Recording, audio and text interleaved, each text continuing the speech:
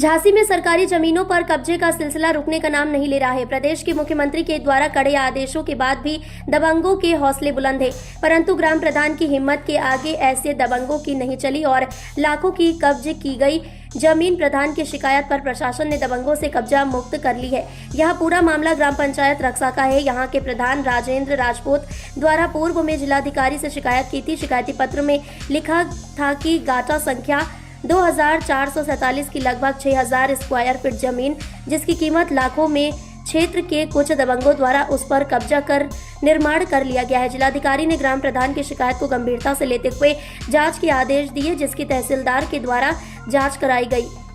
पाया गया है कि सरकारी जमीन पर कब्जा है। मंगलवार को सरकारी हमले ने कब्जा की गई जमीन पर बुलडोजर चलाकर उससे समतल कर दिया।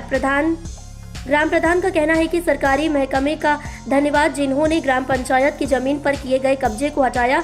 यह सरकारी जमीन है जिस पर कोई कब्जा नहीं कर सकता। यह जमीन क्षेत्रवासियों के विकास के लिए है, जहां पर आगामी समय में शासन की योजना के अंतर्गत क्षेत्रवासियों के लिए कुछ विकास का निर्माण कराया जाएगा।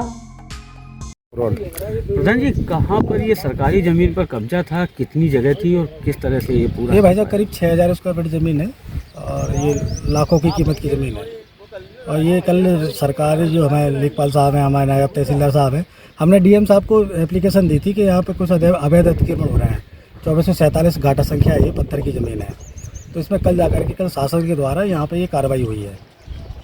तो ये कहाँ पर पड़ती है ये ग्राम पंचायत रक्सा की ज़मीन है, रक्सा पंचायत में है।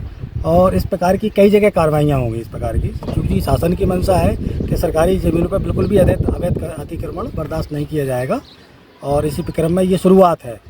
और हम आपके माध्यम से माननीय जिलाधिकारी महोदय जी को बहुत बहुत धन्यवाद देते हैं। तो उन्होंने हमारी प्रार्थना पत्र को संज्ञान लिया और इस पर त्वरित कार्रवाई कराई है। हम पूरे प्रशासन की टीम को भी धन्यवाद देते हैं।